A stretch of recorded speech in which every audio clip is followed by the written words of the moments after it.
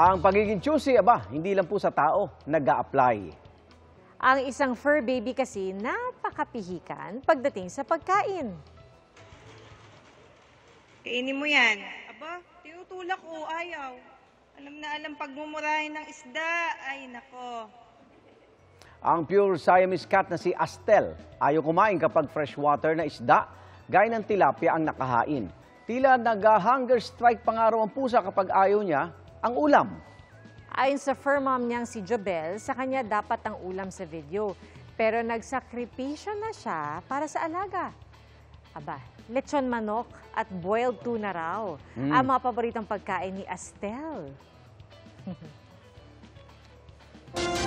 Mga kapuso, sama-sama tayong maging saksi. Mag-subscribe sa GMA Integrated News sa YouTube. Para sa mga kapuso abroad, samahan niyo kami sa GMA Pinoy TV at sa www.gmanews.tv.